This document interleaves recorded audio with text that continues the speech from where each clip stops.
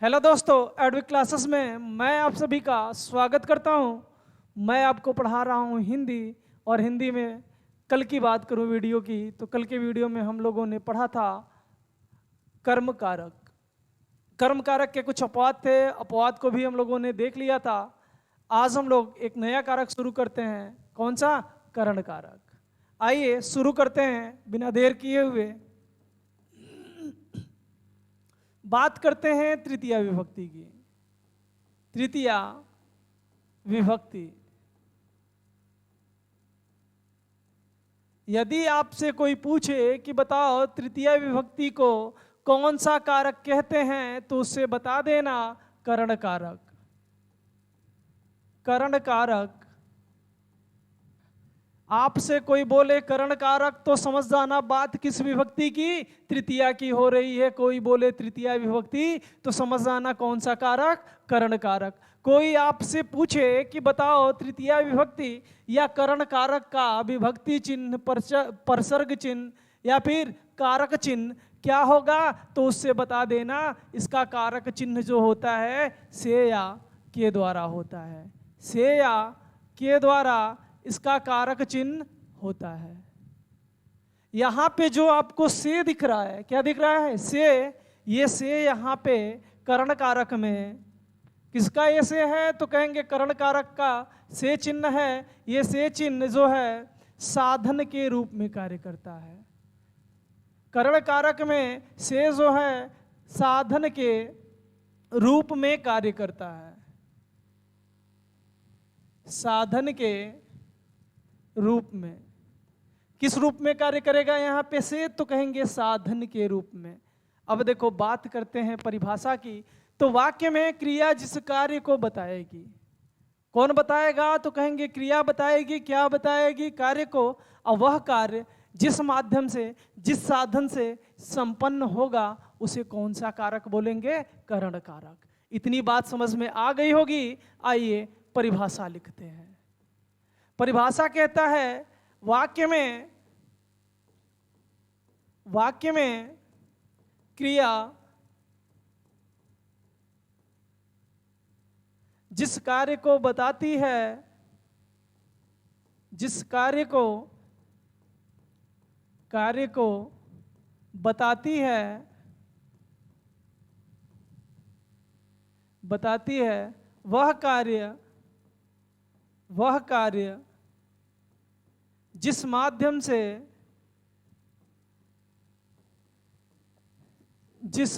से या क्या बोलेंगे? साधन से। जिस माध्यम या साधन से संपन्न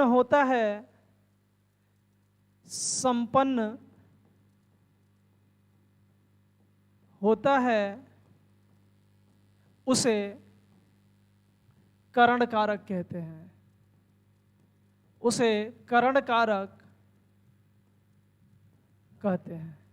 इतनी बात आपको समझ में आ गई होगी कि वाक्य में क्रिया जिस कार्य को बताती है, वह कार्य जिस भी माध्यम या साधन से संपन्न होता है तो उसे करण कारक कहते हैं। इतनी बात आपको यदि समझ में आ गई है, इसका परिभाषा समझ में आ गया है आपको, तो सबसे पहले लीजिए स्क्रीनशॉट, फिर चलते हैं आगे।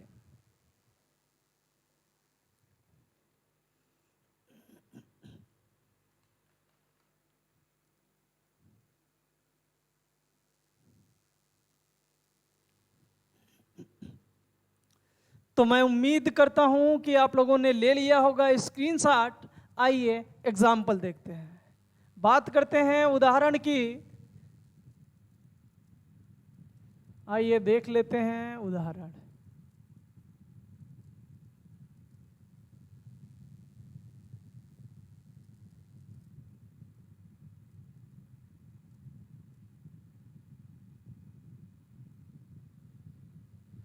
देखिए पहला उदाहरण है, मोहन साइकिल से विद्यालय जाता है। मोहन साइकिल से विद्यालय जाता है। अब देखिए कहाँ जा रहा है, कौन जा रहा है, तो कहेंगे मोहन जा रहा है। अब मोहन कहाँ जा रहा है, तो कहेंगे मोहन जो है विद्यालय जा रहा है।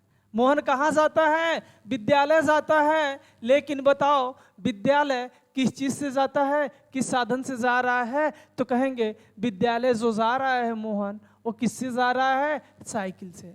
तो मोहन के विद्यालय जाने का साधन या माध्यम क्या है? तो कहेंगे इसका जो साधन है वो क्या है? साइकिल है। यहाँ पे जो से आया, यहाँ पे जो से आया वो किस रूप में कार्य किया? तो कहेंगे साधन के रूप में कार्य किया। जब कोई कार्य साधन या किसी माध्यम से, साधन या किसी माध्यम से संपन्न हो तो उसे कौन सा कारक बोलेंगे? तो कहेंगे करण कारक। इतनी बात समझ में आई।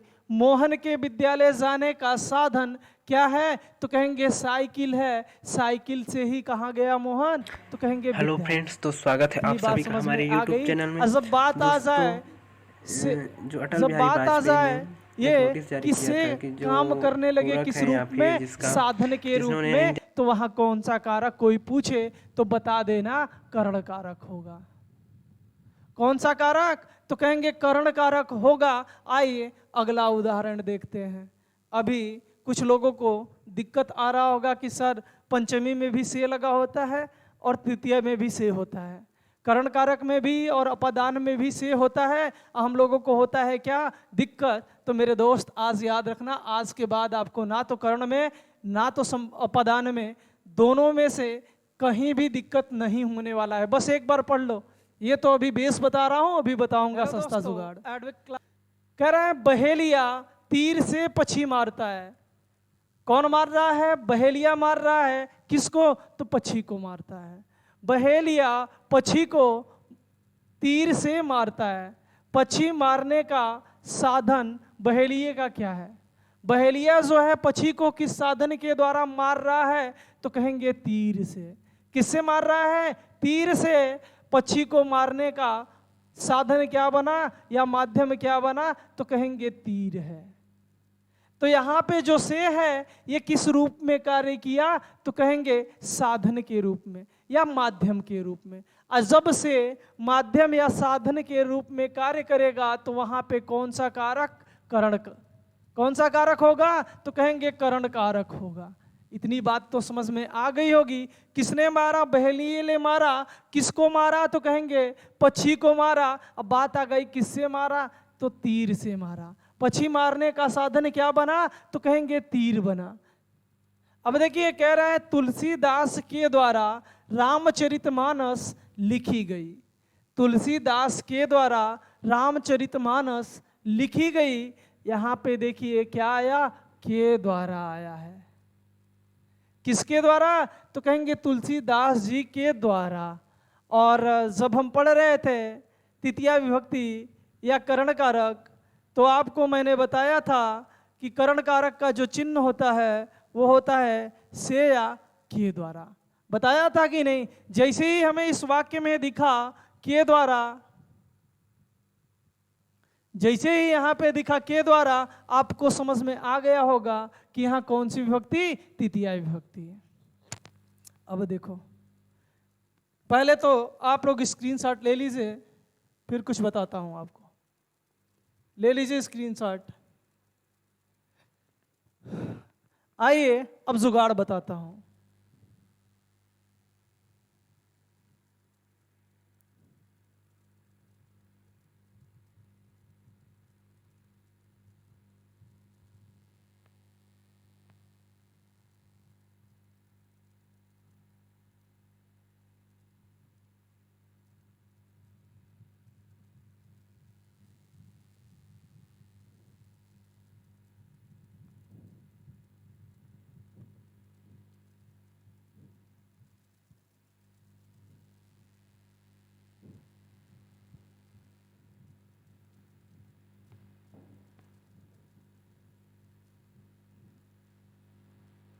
देखिए दिक्कत आप लोगों को कहां पे होता है? पंचमी, वहां पे भी से या उसका कारक चिन्ह क्या? से या अलग होता है।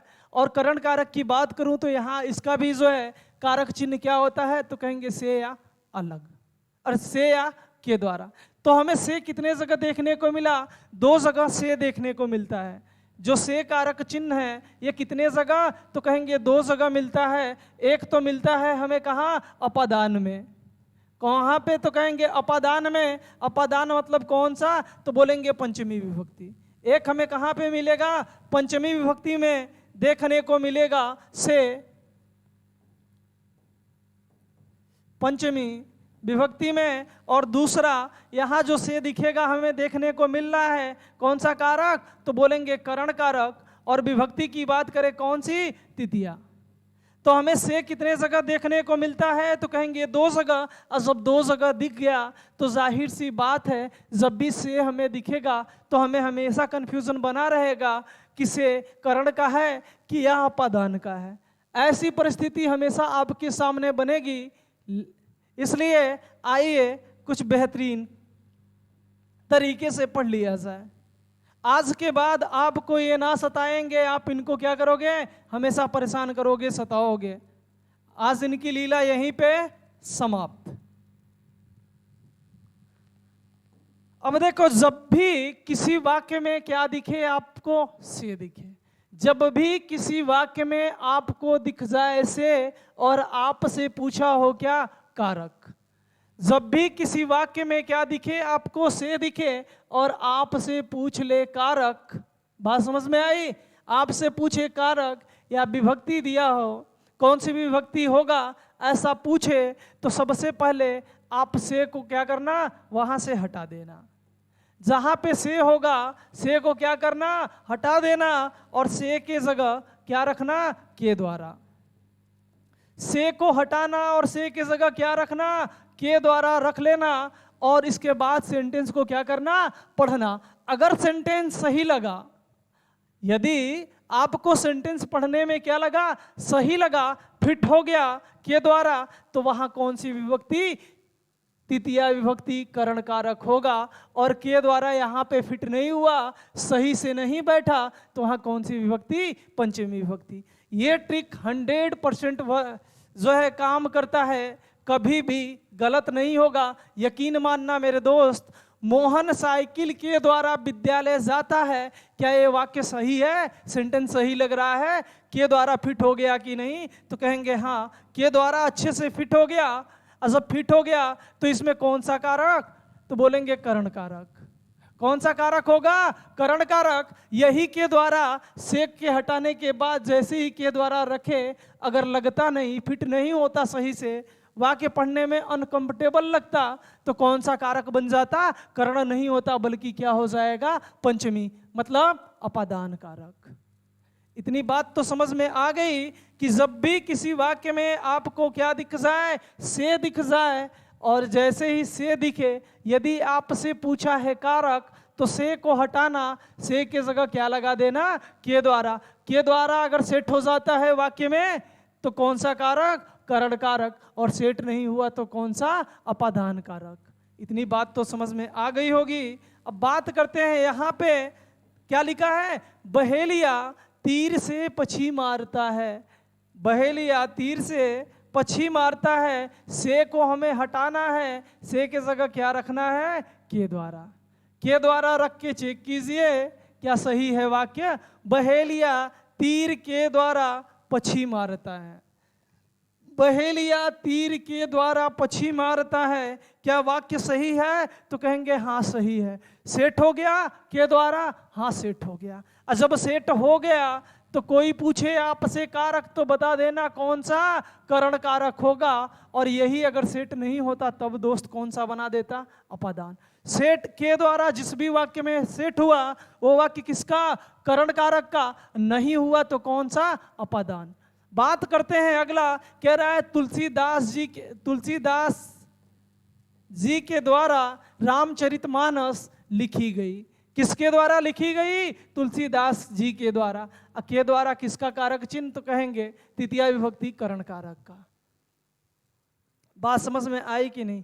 जब भी किसी वाक्य में आपको दिखे से और आपसे पूछा हो कारक, तो से को हटाना है, उसके जगह रखना है के द्वारा, और वाक्य को फिर से पढ़ना है। वाक्य आपको सही लगा कि फिट हो गया है, तो वहां पे कौन सा कारक? करण कारक होगा। और वाक्य सही नहीं लग रहा है पढ़ने में तो वहां कौन सा? अपादान हो जाएगा।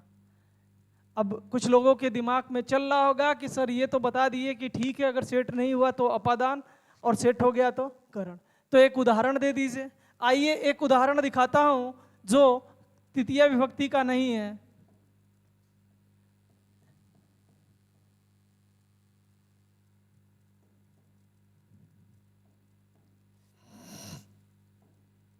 गंगा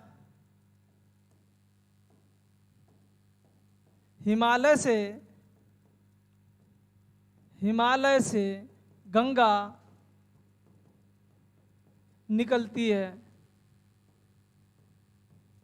हिमालय से गंगा निकलती है। अगर मैं पूछूं कि बताओ इस वाक्य में कौन सा कारक होगा या कौन सी विभक्ति होगी, तो बताइए आप कौन सी होगी, करण या अपादान? यहां पे सबसे पहले अगर हम देखें तो कह रहा है कि हिमालय गंगा से निकलती है। हिमालय से गंगा निकलती है। यहां पे क्या दिखा हमें? से दिखा। क्या दिखा है? से दिखा। और जैसे ही हमें से दिखा तो हमें सबसे पहले करना क्या है? से की जगह से को हटाना है। इसके जगह हमें क्या लगाना है? के द्वारा। क्या रखना है? तो कहेंगे के द्वारा, और के द्वारा रख के आप चेक कीजिए क्या सेट हो रहा है के द्वारा? हिमालय के द्वारा गंगा निकलती है। क्या ये वाक्य सही है? लगाइए के द्वारा यहां पे, हटाइए किसको? से को, और रखिए के द्वारा।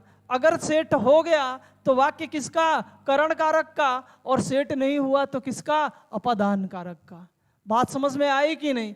हिमालय के द्वारा गंगा निकलती है। क्या ये वाक्य सही लग रहा है आपको पढ़ने में? तो कहेंगे नहीं सर, पढ़ने में सही नहीं लग रहा है। हिमालय के द्वारा गंगा निकलती है, ऐसा ये वाक्य क्या है? सही नहीं है। जब वाक्य सही नहीं है, के द्वारा मतलब क्या हुआ? सेट नहीं हो पाया। अगर के द्वारा सेट हो जाता तो वाक्य क्या बन जाता? सही। हिमालय के द्वारा गंगा निकलती है, के द्वारा इसमें सेट नहीं हुआ। और जब सेट नहीं हुआ तो कौन सा कारक नहीं होगा? करण कारक। अब देखो कर्ण नहीं हुआ तो से कितने जगह? तो कहेंगे दो जगह, एक अपादान में और दूसरा करण में। जब यहाँ पे कर्ण कारक नहीं है तो कौन सा कारक बनेगा? तो कहेंगे अपादान होगा। कौन सा कारक होगा? अपादान। इतनी बात तो समझ में आ गई होगी कि के द्वारा सेट हुआ वाक्य में तो करण कारक, असेट नहीं हुआ तो अपादान। अब देखो इस वाक्य की बात करें तो कौन सा बेटर लग रहा है? हिमालय से गंगा निकलती है। अब वाक्य सही है तो कहेंगे हाँ सही लग रहा है पढ़ने में। तो हमेशा याद रखना मेरे दोस्त, से जहां पे भी दिखे किसी वाक्य में, अगर से दिखे आपसे पूछा हो कारक तो से को हटा देना, वहां पे क्या रखना? के द्वारा, और पढ़ लेना। पढ़ने में वाक्य सही लगा तो करण कारक, नहीं लगा तो आंख बंद करके हिट कर देना किसको? अपादान को। मैं गारंटी देता हूं कभी गलत वलत नहीं होगा। अब स्क्रीनशॉट लीजिए, आगे चलते हैं।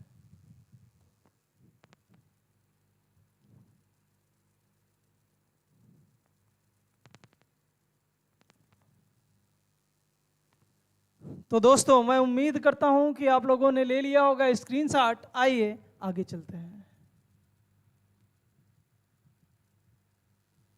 देखिए अब बात करते हैं तृतीया विभक्ति के अपवाद की। किस विभक्ति के? तो कहेंगे तृतीया विभक्ति के।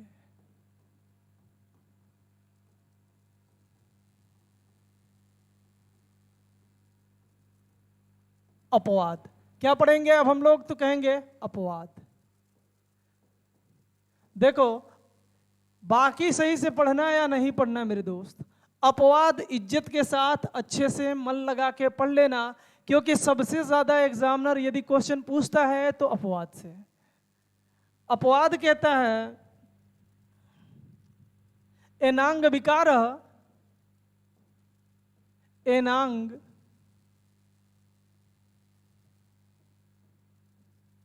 एनांग विकारः, विकारः तृतीया। बात आपको यदि समझ में आ गई होगी तो अच्छी बात है, और नहीं आई होगी तो बहुत अच्छी बात है। अब कहेंगे ये क्या बात हुई सर? देखो क्या लिखा है, तो कह रहा है एन अंग विकार तृतीया। एन मतलब होता है जिस। एन मतलब क्या, तो कहेंगे जिस। यहां पे क्या लिखा है, तो कहेंगे अंग।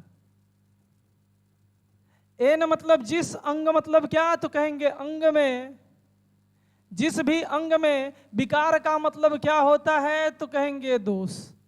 जिस भी अंग में दोष हो, विकार हो, वहां पे कौन सी विभक्ति, तो कहेंगे तृतीया विभक्ति होती है। जिस भी अंग में दोष या विकार उत्पन्न हो जाएगा तो वहां कौन सी विभक्ति, तो कहेंगे तृतीया विभक्ति। अब ध्यान से समझना मेरे दोस्त, यदि शरीर के किसी हिस्से में, यदि शरीर के किसी हिस्से में कुछ दोष हो, कुछ विकार हो, और आप से पूछ ले कि बताओ उसमें कौन सी विभक्ति, तो उससे बता देना कि वहां पे तृतीया विभक्ति होगा। कोई पूछे कारक तो बता देना करण कारक होगा। यदि शरीर के किसी भी हिस्से में दोष या विकार उत्पन्न हुआ तो वहां तृतीया विभक्ति होगी। जैसे मैं उदाहरण की मैं बात करता हूं तो दिया कह रहा है लड़का पैर से क्या है, तो लंगड़ा है। तो इसके पैर में क्या आ गई, खराबी है। अब बताया अभी कि जब भी शरीर के किसी हिस्से में विकार या दोष उत्पन्न हो तो वहां कौन सी विभक्ति, तृतीया होगा। कह रहा है वह लड़का पैर से क्या है, लंगड़ा है। इसके पैर में क्या है, दिक्कत है, दोष है, इसलिए क्या है, लंगड़ा है। और जब दोष की बात आ गई तो यहाँ कौन सी विभक्ति, तो कहेंगे तृतीया विभक्ति। कारक की बात करेगा तो कौन सा कारक, करण कारक। ये क्या है, तृतीया का अपवाद है। बात समझ में आई कि नहीं? कह रहा है साधु सर से गंजा है। साधु सर से क्या है, गंजा है। गंजा जो होगा उसके सर पे क्या नहीं होगा मेरे दोस्त, बाल। मेरे पे तो है, मैं तो अपना देख रहा था, चेक कर रहा था है कि नहीं। देखो गंजा का मतलब क्या, उसके सर पे क्या नहीं है, बाल नहीं है। ये भी क्या है, एक तरह का बीमारी है, दोष है। तो कहाँ पे है, तो कहेंगे शरीर में है। किसके शरीर में, साधु के शरीर में है ये दिक्कत। जब भी शरीर में या शरीर के किसी हिस्से में दोष या विकार नजर आएगा तो कौन सी विभक्ति, तृतीया विभक्ति। कह रहा है सूरदास आंख से क्या है, अंधे हैं तो ये भी क्या है, दोष है उनके शरीर का। और जब शरीर में दोष की बात आ गई तो कौन सी विभक्ति, तो कहेंगे तृतीया होगा। कोई पूछ ले आपसे कारक तो बता देना कौन सा, करण कारक होगा। बात समझ में आ गई? अब देखिए बात करते हैं दूसरे अपवाद की। कह रहा है व्याकुलता के भाव में, व्याकुलता के भाव में, जब भी व्याकुलता का भाव जहां पे भी आएगा और आप से पूछे कि बताओ यहां पे कौन सी विभक्ति, तो बता देना तृतीया। व्याकुलता का मतलब क्या, तो कहेंगे परेशानी। जब भी परेशानी की बात होगी, परेशानी का जहां भी भाव होगा वहां पे कौन सी विभक्ति, तो तृतीया विभक्ति। कोई पूछे कारक कौन सा, तो बता देना करण कारक। जैसे यहाँ पे एक उदाहरण लिखा है, कह रहा है मैं भूख से क्या हूं, परेशान हूं। परेशान का मतलब क्या, तो कहेंगे व्याकुल। और जहाँ पे भी व्याकुलता का भाव मेरे दोस्त आए वहां आंख बंद करके हिट कर देना कौन सी विभक्ति, तृतीया विभक्ति।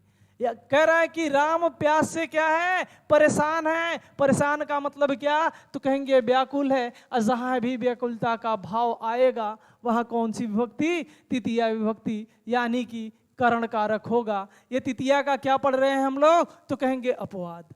अब बात करते हैं तीसरा जो है अपवाद क्या है, आइए देखते हैं। कह रहा है कि विवस्था, क्या, विवस्था के भाव में, विवस्था के भाव में कौन सी विभक्ति, तृतीया। जहां पे भी बात होगी विवस्था की, जहां पे भी विवस्था का भाव आएगा मेरे दोस्त, वहां पे आपसे पूछे विभक्ति तो उससे बता देना तृतीया विभक्ति होगा, बात करे कारक की तो बता देना करण कारक होगा। कह रहा है मैं गरीबी से विवश हूं, मैं गरीबी से क्या हूं, विवश हूं। भाव किसका आया तो कहेंगे विवशता का। और जब भाव आ गया विवशता का, आपसे पूछे कारक तो बता देना कौन सा करण, पूछे विभक्ति तो बता देना कौन सा तृतीया होगा। क्या लिखा है, कह रहा है राम साधन से क्या है, विवश है। बात आ गई फिर विवश की, जहां विवशता की भाव आएगा तो कौन सी विभक्ति, तृतीया। कारक की बात करें तो कौन सा, करण कारक। तो इतनी बात समझ में आ गई। अपवाद क्या क्या पढ़े, एक पढ़े एनांग विकारा, शरीर के जिस भी हिस्से में दोष या विकार उत्पन्न होगा वहां पे कौन सी, तृतीया विभक्ति। वह पैर से लंगड़ा है, आंख से अंधा है, ऐसा कुछ भी हो सकता है। अब बात करते हैं जहां व्याकुलता का भाव हो, जब परेशानी की बात आएगी तो कौन सी विभक्ति, तृतीया। जब आप परेशान होने लगे तो समझ जाना कौन सी विभक्ति, तृतीया। अब देखो जब भी आप विवश हो, जहां पे भी विवशता का भाव आए समझ लेना कौन सी, तृतीया विभक्ति है। तो स्क्रीनशॉट लीजिए, आगे चलते हैं। सुनील जी।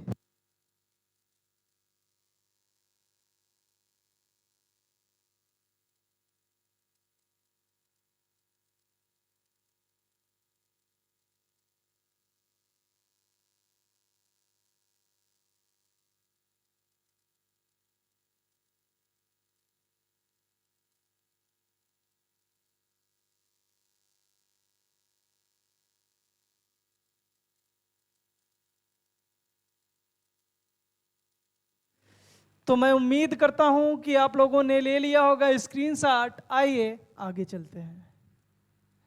अब बात करते हैं अगले कारक की। तो जो अगला कारक हमारा है वो है संप्रदान कारक।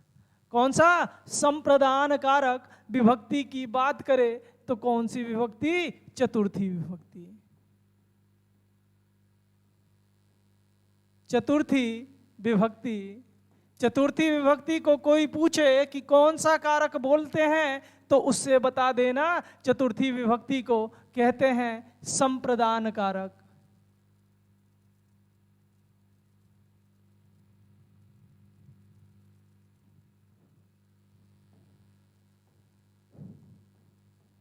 संप्रदान कारक।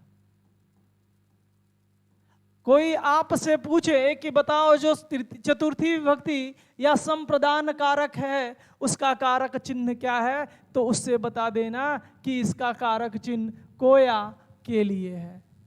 क्या, कोया के लिए है। कोई पूछे कि बताओ कोया के लिए किस कारक का चिन्ह है तो बता देना संप्रदान कारक का। कोई पूछे किस विभक्ति का तो बता देना कौन सा, चतुर्थी विभक्ति का चिन्ह है। अब देखो बात करते हैं संप्रदान की। यहां पे क्या लिखा है तो कहेंगे संप्रदान, तोड़ेंगे तो क्या मिलेगा, कहेंगे सम। और यहां पे क्या मिल जाएगा हमें तो कहेंगे प्रदान।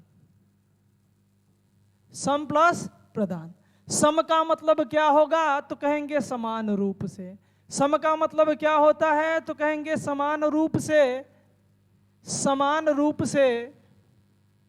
और प्रदान का मतलब क्या होता है तो कहेंगे देना। प्रदान का मतलब क्या तो कहेंगे देना होता है। लेकिन बताओ मेरे दोस्त, यहां इंसान तो है नहीं, तो देगा कौन, कौन देगा। अब बात आ गई कि नहीं आपके सामने कि कौन देगा। जब कोई है नहीं तो देगा कौन, तो कौन देगा, कर्ता देगा। हमेशा कौन देगा, देने का काम कौन करेगा तो कर्ता। इतनी बात समझ में आई कि नहीं। सम का मतलब समान रूप से, प्रदान का मतलब होता है देना। और देगा कौन तो कौन देगा, कर्ता देगा।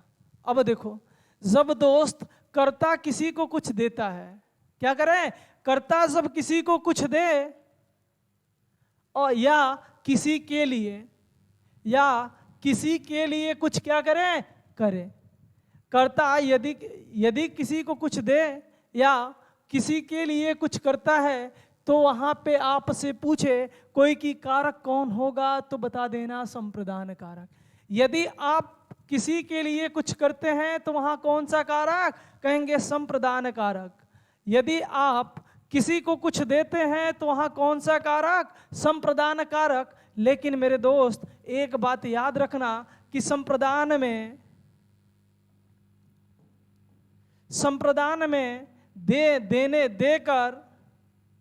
देकर वापस नहीं लिया जाता। मैं आगे नोट पॉइंट में लिखा दूंगा ये। जब कोई चीज हम किसी को दें और उसे वापस ना ले तो वहां पे संप्रदान कारक, और दे के वापस ले ले दोस्त तो वहां पे कर्म कारक हो जाएगा। जैसे मैं कहूं आपसे कि राजा भिखारी को कंबल देता है या राजा भिखारी को दान देता है, तो क्या भिखारी को जो राजा ने दान दिया वो वापस ले लेगा, तो कहेंगे नहीं लेगा। लेकिन मैं कहूं कि राजा दर्जी को कपड़े देता है, तो बताओ दर्जी को कपड़े देने के बाद राजा वापस लेगा कि नहीं? तो सभी लोग कहेंगे हाँ सर, दर्जी का काम तो कपड़े सीने का होता है, और राजा ने दिया कपड़ा सीने को तो राजा वापस ले लेगा। और जब वापस ले लेगा तो यहाँ पे कौन सा कारक, तो कहेंगे कर्म कारक, और नहीं लिया दोस्त तो कौन सा, संप्रदान। बात समझ में आई कि नहीं? इसीलिए आपको को चिन्ह कितनी जगह, 2 जगह देखने को मिला होगा।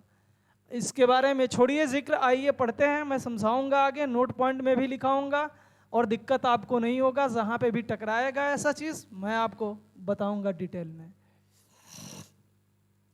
बात करते हैं परिभाषा की। तो परिभाषा कहता है कि वाक्य में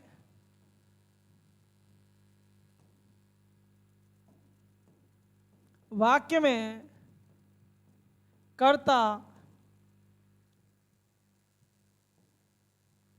जिसे कुछ देता है अथवा वाक्य में कर्ता जिसे कुछ देता है अथवा जिसके लिए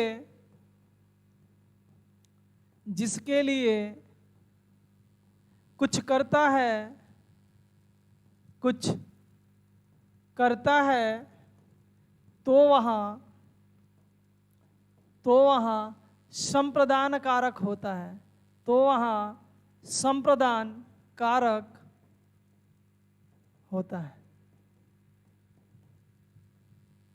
कह रहे हैं वाक्य में कर्ता जिसे कुछ देता है अथवा जिसके लिए कुछ करता है तो वहां कौन सा कारक, संप्रदान कारक होगा। स्क्रीनशॉट ले लीजिए, एग्जाम्पल देता हूं।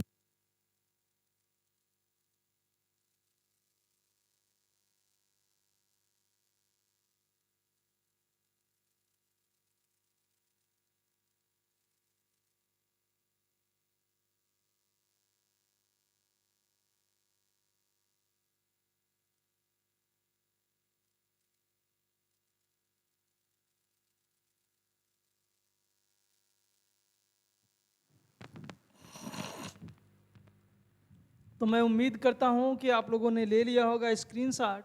आइए एग्जाम्पल देखते हैं।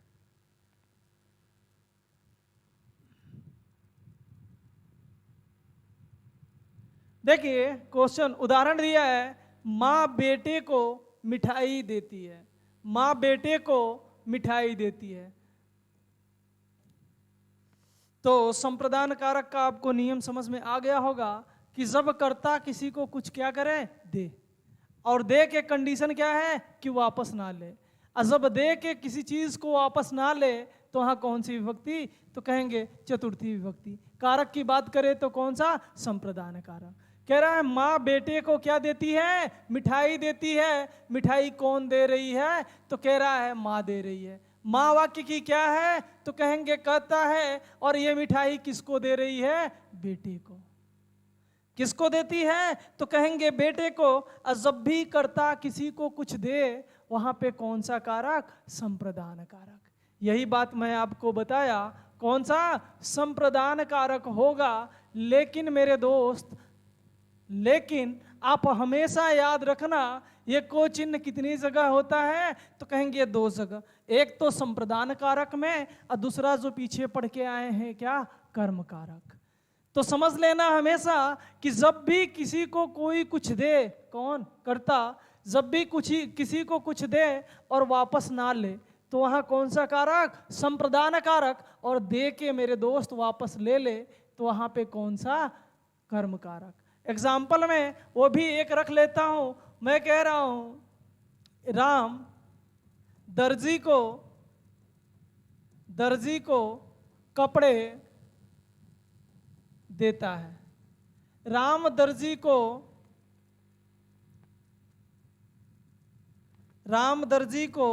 कपड़े देता है। मैं आपको समझाने के लिए बता रहा हूं। देखिए, राम दर्जी को कपड़े देता है। कपड़े कौन दे रहा है? तो कहेंगे राम दे रहा है। राम वाक्य का क्या? तो कहेंगे कर्ता। किसको दे रहा है? तो दर्जी को दे रहा है। दर्जी को आप बताओ मेरे दोस्त, जब कपड़े दोगे सिलने के लिए तो वापस लोगे कि नहीं? तो कहेंगे हाँ वापस लेंगे। जब राम ने कपड़ा दर्जी को दिया और देने के बाद तो गारंटी है इससे कपड़े क्या करेगा? ले लेगा। जब ले लेगा और आपसे पूछे यहाँ पे कोई बताओ कौन सा कारक? तो कुछ लोग कहेंगे सर देने का भाव आया तो संप्रदान, जब कर्ता किसी को कुछ दिया तो संप्रदान। नहीं मेरे दोस्त, इसीलिए मैं आपको बता रहा हूं कि जब कर्ता किसी को कुछ दे और दे के वापस ना ले तो संप्रदान, और दे के वापस ले ले तो कौन सा? कर्म कारक हो जाएगा। दर्जी से कपड़े राम क्या करेगा? वापस ले लेगा, इसलिए कौन सा कारक? कर्म कारक। और वापस नहीं लेता तो कौन सा? संप्रदान। अब देखो, कह रहा है माँ बेटे को क्या देती है? मिठाई देती है। अब माँ जब बेटे को मिठाई दे रही है तो क्या वापस ले लेगी? तो कहेंगे नहीं। तो कौन सा कारक? संप्रदान कारक। कह रहा है साधु बालक को अंगूठी देता है। अंगूठी कौन दे रहा है? बालक को साधु दे रहा है। तो साधु क्या हुआ? कर्ता हुआ। किसको दे रहा है? तो कहेंगे बालक को। अब बताओ, बालक को साधु अंगूठी देने के बाद वापस लेगा? तो कहेंगे नहीं। और कोई आपसे पूछे जब साधु बालक को अंगूठी दिया और वापस नहीं लिया तो कौन सा? देने के भाव में कौन सा कारक? तो कहेंगे संप्रदान कारक होगा। राजा भिखारी को कपड़े देता है। बताओ कपड़े कौन दे रहा है? तो कहेंगे राजा दे रहा है। राजा क्या? तो कहेंगे कर्ता। किसको दे रहा है? तो भिखारी को दे रहा है। क्या देता है भैया? तो बोलेंगे कपड़े देता है। क्या देता है? कपड़े देता है। राजा बताओ भिखारी को कपड़ा देगा तो क्या वापस लेगा? तो कहेंगे नहीं। जब कोई चीज किसी को दिया जाए और वापस ना ले, वहां पे कोई पूछ ले आपसे कारक, तो कौन सा? संप्रदान होगा। कृष्ण ने राधा के लिए क्या किया? अवतार लिया। किसने? कृष्ण ने। मैंने बताया था कि संप्रदान कारक का चिन्ह क्या होता है? कोया के लिए। जब कर्ता किसी को कुछ दे तो भी संप्रदान कारक, किसी के लिए कुछ करे तो भी कौन सा? संप्रदान कारक। कह रहा है कृष्ण ने राधा के लिए क्या लिया? अवतार लिया। किसके लिए भैया? किसके लिए? राधा के लिए। जब कृष्ण किसी के लिए कुछ करे, आए किसके लिए कर दिए? राधा के लिए। कौन? कृष्ण। कृष्ण क्या? कर्ता। अभी पीछे परिभाषा में आपने पढ़ा कि जब कर्ता किसी को कुछ दे या किसी के लिए कुछ करे तो वहां कौन सी विभक्ति? चतुर्थी। कारक कौन सा? संप्रदान। तो राधा के लिए कृष्ण क्या किए? अवतार लिए। अब कोई पूछे कि यहाँ पे बताओ कौन सा कारक, तो कौन सा भैया? कहेंगे संप्रदान। कोई पूछे क्यों होगा? तो कह देना जब कर्ता किसी को कुछ दे या किसी के लिए कुछ कर दे, किसी के लिए कुछ करे, वहां पे चतुर्थी विभक्ति यानी कि संप्रदान कारक होगा। तो स्क्रीनशॉट लीजिए, चलते हैं आगे।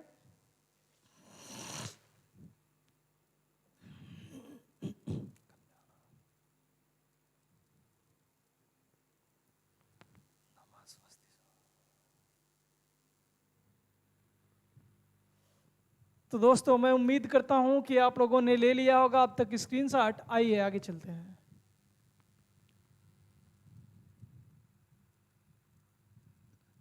बात करते हैं चतुर्थी विभक्ति का क्या? अपवाद। सबसे जरूरी हमारे लिए क्या है, तो कहेंगे अपवाद। किसका अपवाद हमें पढ़ना है अभी, तो कहेंगे चतुर्थी विभक्ति का। क्या देखेंगे, अपवाद। सबसे जरूरी आपके लिए है कि अपवाद को आप अच्छे से जानो और पढ़ो, क्योंकि यहां से क्वेश्चन बहुत ज्यादा पूछे जाते हैं। अपवाद की बात करते हैं तो एक सूत्र है, नमः नमः स्वस्ति स्वाहा, नमः स्वस्ति स्वाहा स्वधा के योग में चतुर्थी, के योग में चतुर्थी विभक्ति। कह रहा है नमः स्वस्ति स्वाहा स्वधा के योग में चतुर्थी विभक्ति होगी। ये क्या है चतुर्थी विभक्ति का, तो कहेंगे अपवाद है। अब देखिए बात करते हैं अर्थ की, तो नमः का मतलब क्या, तो कहेंगे नमस्कार होता है। नमः का मतलब क्या, तो कहेंगे नमस्कार। जिस भी किसी वाक्य में मेरे दोस्त आपको क्या दिख जाए, नमस्कार, और आपसे पूछा हो कारक, तो बता देना संप्रदान कारक। कोई पूछे विभक्ति तो बता देना कौन सी, चतुर्थी। स्वस्थ मतलब क्या होता है, तो कहेंगे कल्याण हो, कल्याण हो।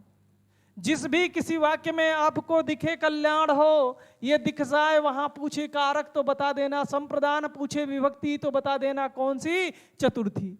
स्वाहा का मतलब क्या होता है, तो कहते हैं अर्पित। स्वाहा का मतलब क्या, तो कहेंगे अर्पित।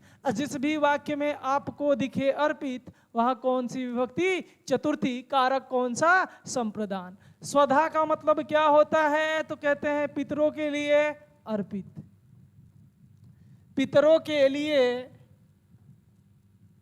अर्पित। जिस भी किसी वाक्य में आपको ये लाइन दिख जाए, पितरों के लिए क्या, अर्पित, और आपसे पूछे कारक, तो आंख बंद करके हिट करना मेरे दोस्त, संप्रदान कारक चतुर्थी विभक्ति। इन सभी के योग में कौन सी विभक्ति होगा, तो चतुर्थी होगा। किसमें, नमः स्वस्ति स्वाहा स्वधा के योग में चतुर्थी विभक्ति। नमः का मतलब नमस्कार, स्वस्ति का मतलब कल्याण हो, स्वधा स्वस्ति का मतलब कल्याण हो, स्वाहा का मतलब होता है अर्पित, और स्वधा का मतलब होता है पितरों के लिए अर्पित। इतनी बात तो आपको समझ में आ गई होगी। अब आइए उदाहरण देखते हैं। जिस भी किसी वाक्य में इनमें से कोई एक शब्द दिख जाए, वहां कौन सी, चतुर्थी। देखिए कह रहा है गणेश जी को क्या है, नमस्कार है। आ गया कि नहीं नमस्कार। जब बात की जाए नमस्कार की, तो वहां पे कौन सी, चतुर्थी विभक्ति। कारक कौन सा मेरे दोस्त, तो कहेंगे संप्रदान कारक। कौन सा, संप्रदान कारक होगा। कह रहा है आपका कल्याण हो, क्या हमें दिखा, कल्याण दिखा। जैसे ही कल्याण की बात किया दोस्त, किसकी बात किया, कल्याण की, तो कौन सी विभक्ति, तो कहेंगे चतुर्थी होगी। कौन सा कारक, तो कहेंगे संप्रदान कारक होगा। देखिए अगला दिया है अग्नि के लिए अर्पित, बोलते हैं ना अग्निदेवाय नमः स्वाहा। स्वाहा का मतलब क्या, अर्पित। अर्पित का मतलब होता है चढ़ावा या चढ़ाना। देखिए अग्नि के लिए अर्पित क्या दिखा हमें, तो कहेंगे अर्पित दिखा। जैसे ही अर्पित शब्द दिखा, तो यहाँ कौन सा हो जाएगा, तो कहेंगे सर यहाँ तो अब चतुर्थी होगा। इतनी बात तो हम समझ गए। कारक कौन सा होगा, तो कहेंगे संप्रदान होगा सर, अब बताने की भी जरूरत ना है। अगला कह रहा है यह भोजन पितरों को अर्पित है। किसको अर्पित है, पितरों को अर्पित है। अब मैंने आपसे बताया जिस भी वाक्य में ये भाई साहब दिख जाए, इन चारों में से कोई एक दिखा कि नहीं, पितरों के लिए अर्पित। किसका मतलब, स्वधा का। जैसे ही दिखा यहाँ पे पूछा विभक्ति, तो कौन सा, चतुर्थी होगा। कारक की बात करें तो कौन सा, संप्रदान होगा। इतनी बात आपको समझ में आ गई होगी, मैं विश्वास से कह सकता हूं। स्क्रीनशॉट लीजिए, फिर आगे चलता हूं। सुनील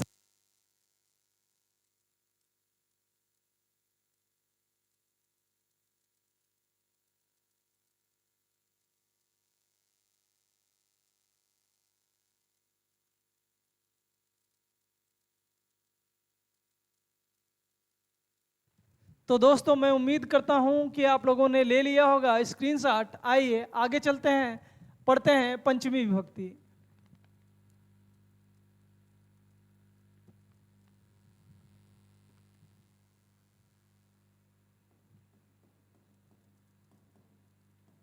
पंचमी विभक्ति। कोई पूछे कि पंचमी विभक्ति को कौन सा कारक बोलते हैं तो उसे बता देना, पंचमी विभक्ति को बोलते हैं अपादान कारक। अपादान कारक। कोई अगर आपसे पूछे कि पंचमी विभक्ति या अपादान कारक का चिन्ह क्या होता है तो उसे बता देना, इसका जो चिन्ह होता है से या अलग। से या से अलग। से या से अलग। यहां पे जो से है कौन सा शब्द? से। अभी से हमें दिखने को मिला किसमें? करण कारक में। वहां जो है से किस रूप में काम कर रहा था तो कहेंगे साधन के रूप में, लेकिन यहाँ पे जो से है ये किस रूप में कार्य करता है तो कहेंगे अलगाव के रूप में। यहां से किस रूप में कार्य करेगा? अलगाव के रूप में कार्य करेगा। अपादान का मतलब क्या होता है तो कहेंगे अलगाव। बात समझ में आई कि नहीं? अब देखो बात आती है कि अपादान कारक किसको कहते हैं तो समझना दोस्त, जब एक संज्ञा का दूसरी संज्ञा से क्या हो जाए? बिछड़ना या अलगाव हो जाए। बिछड़ाव या क्या हो जाए? अलगाव हो जाए तो वहां पे कौन सी विभक्ति तो कहेंगे पंचमी विभक्ति या अपादान कारक। अलगाव हेतु कौन सी? पंचमी। जब भी अलग होने की बात होगी तो कौन सी? पंचमी विभक्ति अपादान कारक आएगा। आइए परिभाषा देखते हैं। एक संज्ञा का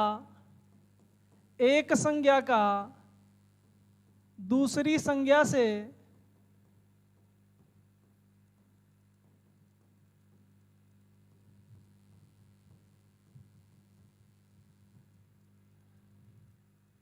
एक संज्ञा का दूसरी संज्ञा से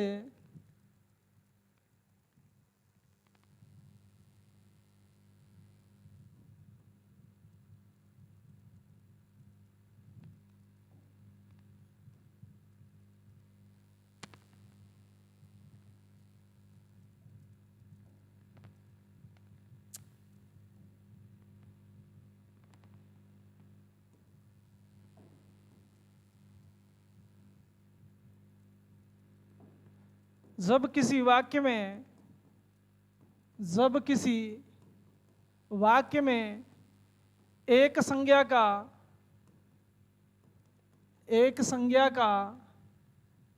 दूसरी संज्ञा से एक संज्ञा का दूसरी संज्ञा से अलगाव पाया जाता है, अलगाव पाया जाता है तो वहाँ अलगाव पाया जाता है तो वहाँ अपादान कारक होता है। तो वहाँ अपादान कारक होता है। जब एक संज्ञा का दूसरी संज्ञा से क्या पाया जाए दोस्त? अलगाव, तो वहाँ कौन सा कारक? अपादान कारक होगा। अपादान का मतलब ही क्या होता है तो कहेंगे अलगाव। अपादान कारक का जो से चिन्ह होता है वो काम किसका करता है तो कहेंगे अलगाव के रूप में काम करता है। तो लीजिए स्क्रीनशॉट, फिर आगे चलते हैं।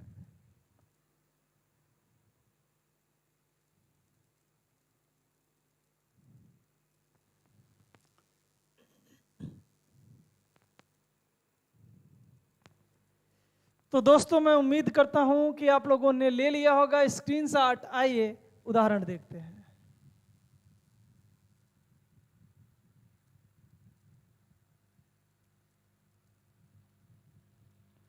देखिए उदाहरण लिखा है, पेड़ से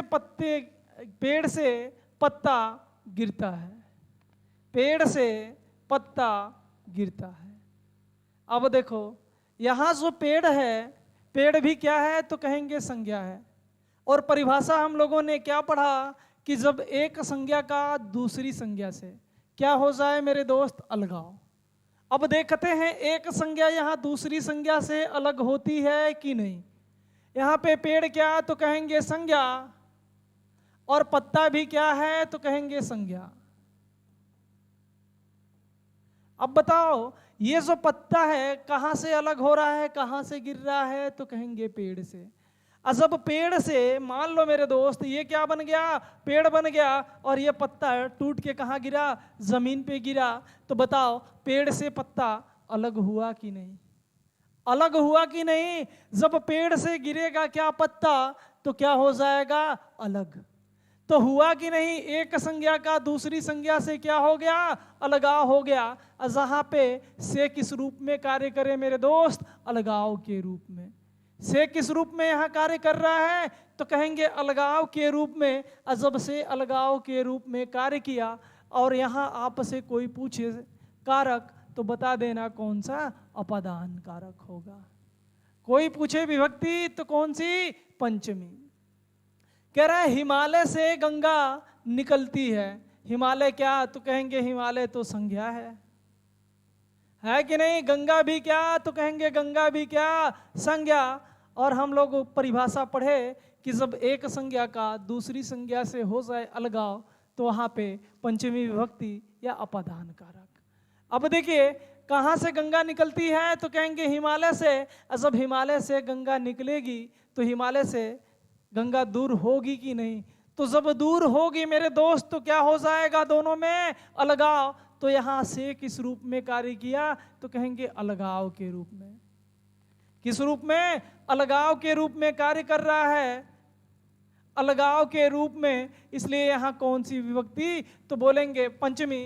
कारक की बात करें तो कौन सा, अपादान कारक होगा। अगला क्वेश्चन देखिए, कह रहा है बिल्ली छत से क्या की, कूदी। बिल्ली क्या तो बोलेंगे बिल्ली भी है क्या, संज्ञा है, और छत भी क्या तो कहेंगे संज्ञा है।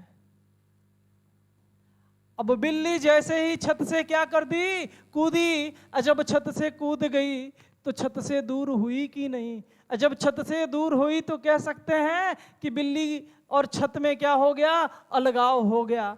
तो यहाँ जो से आया किस रूप में कार्य किया तो कहेंगे अलगाव के रूप में कार्य किया। जब बात आ गई अलगाव की, जिस भी वाक्य में अलगाव दिखे वहाँ कौन सा कारक तो कहेंगे अपादान कारक। कौन सी विभक्ति तो कहेंगे पंचमी। इतनी बात तो मेरे दोस्त आपको बहुत अच्छे से समझ में आ गई होगी। लेकिन अभी करण कारक में एक नियम हम लोगों ने पढ़ा था कि से को हटा के रखना है के द्वारा सेट हो गया तो करण कारक, सेट नहीं हुआ तो अपादान। अब उसका वक्त आ गया है कि यहाँ पे ट्राई करके देखे, वहाँ पे हम आपको बताए तो आपके दिमाग में चल रहा होगा ये सही से काम करता है कि नहीं। आइए ये भी प्रूव कर लिया जाए, थोड़ा टाइम हो तो।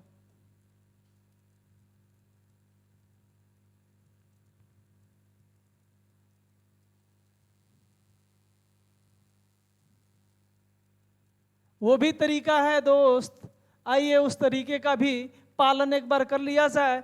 मैंने आपको बताया था जब किसी वाक्य में आपको क्या दिखे से, और आपसे पूछा जाए कारक तो से को हटाना रखना क्या, के द्वारा सेट। तो वाक्य किसका, करण कारक का, और सेट नहीं तो किसका, अपादान का। आइए आपको डेमो दिखाता हूं। यहाँ पे क्या लिखा है, से। तो मैं आपसे बताया था कि जब किसी वाक्य में आपको दिखे से को क्या करना, हटा देना और रखना क्या, के द्वारा। अगर के द्वारा सेट हो गया तो वाक्य किसका, कर्ण का। असेट नहीं हुआ तो किसका, अपादान का। पढ़िए, पेड़ के द्वारा पत्ता गिरता है। क्या कभी पेड़ के द्वारा मेरे दोस्त पत्ता गिरेगा तो कहेंगे नहीं। जब भी पत्ता गिरेगा पेड़ के द्वारा नहीं बल्कि पेड़ से गिरेगा। तो ये वाक्य क्या है, गलत। ये के द्वारा यहाँ पे सेट हुआ कि नहीं तो कहेंगे के द्वारा सेट नहीं हुआ। जब से के जगह मेरे दोस्त के द्वारा सेट ना हुआ तो यहाँ कौन सा कारक नहीं होगा, करण कारक। जब करण कारक नहीं तो कौन सा, अपादान। जब के द्वारा सेट तो कौन सा, करण कारक। के द्वारा सेट नहीं तो कौन सा, अपादान। आइए दूसरे वाक्य की बात करते हैं। से है, से हटाइए और रखना क्या है, तो कहेंगे के द्वारा। पढ़िए, हिमालय के द्वारा गंगा निकलती है। हिमालय के द्वारा नहीं दोस्त, हिमालय से निकलती है। कौन सा सही लग रहा है, से वाला लग रहा है कि के वाला? तो कहेंगे हिमालय से गंगा निकलती है, वाक्य सही है। और दूसरा वाक्य जो लिखा है हिमालय के द्वारा गंगा निकलती है, यह सही से फिट नहीं बैठ रहा है। जब फिट नहीं हुआ दोस्त तो कौन सा नहीं होगा, करण कारक। जब करण नहीं तो कौन सा, अपादान। अब देखो बात करते हैं, यहां पे क्या लगा, से लगा है। इस से को दोस्त हटाना, से को हटाना, यहां पे क्या रखना, के द्वारा। क्या देखो सेट हो रहा है, बिल्ली छत के द्वारा कूदी। क्या छत के द्वारा वाक्य सही है दोस्त? तो कहेंगे नहीं। अब ये वाला पढ़ो तो, बिल्ली छत से कूदी, कौन सा वाक्य सही लगा? तो कहेंगे से वाला, के द्वारा नहीं। जब के द्वारा नहीं सही है तो जाहिर सी बात है के द्वारा सेट नहीं, सेट नहीं तो कौन सा, अपादान हो जाता। तो किसमें, करण कारक में। तो मेरी बात आपको समझ में आ चुकी होगी मेरे दोस्त। स्क्रीनशॉट लेना चाहते हो तो ले लीजिए, फिर आगे चलते हैं।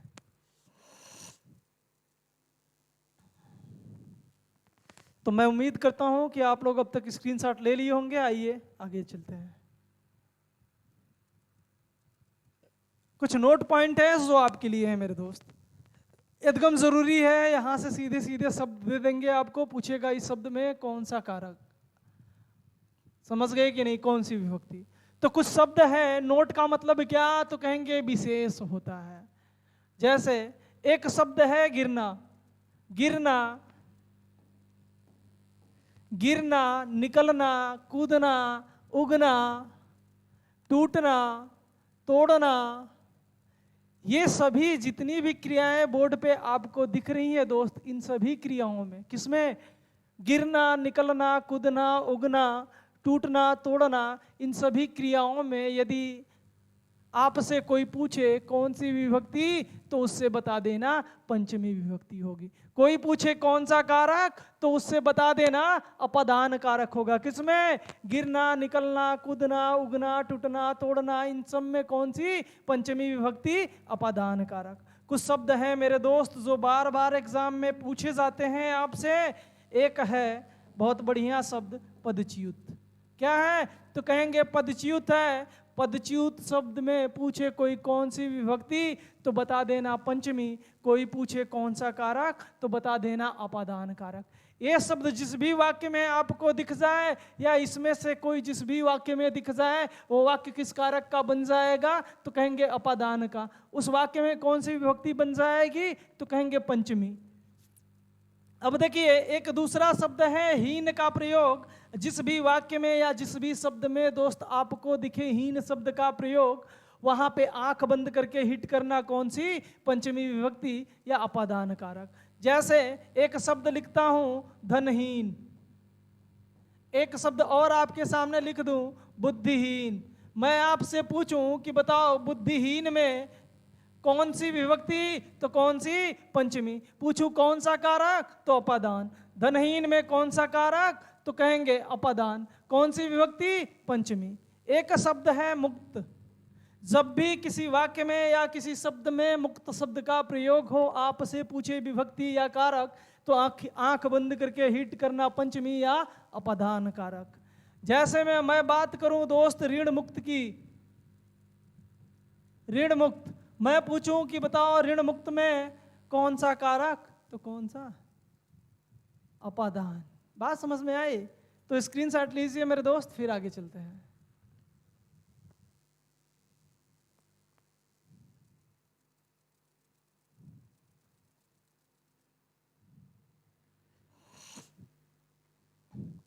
तो दोस्तों मैं उम्मीद करता हूं कि आप लोगों ने ले लिया होगा स्क्रीनशॉट। आइए इसका पंचमी विभक्ति का देखते हैं, अपवाद। बात करते हैं पंचमी विभक्ति के अपवाद की। किसकी, अपवाद की। तो जब दोस्त समझ लेना आपको लग जाए क्या, डर। जहां भी आपको लगेगा डर, वहां कौन सी विभक्ति, पंचमी विभक्ति। कौन सा कारक, अपादान कारक। बात समझ में आई?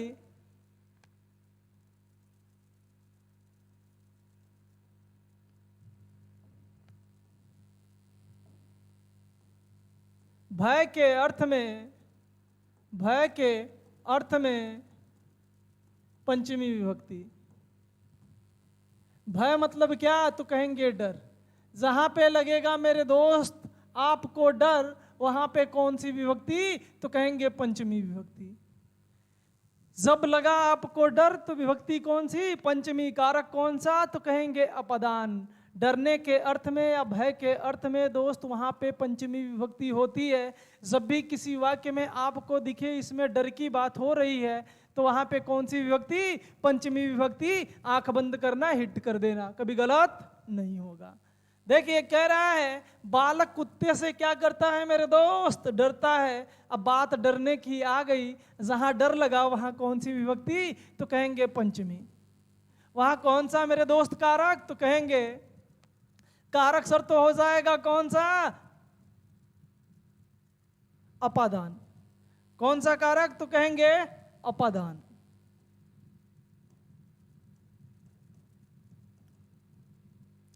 इतनी बात तो समझ में आ गई होगी।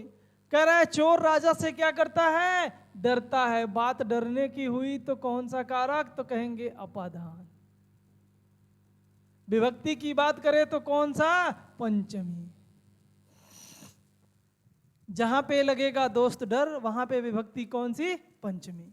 लीजिए स्क्रीनशॉट।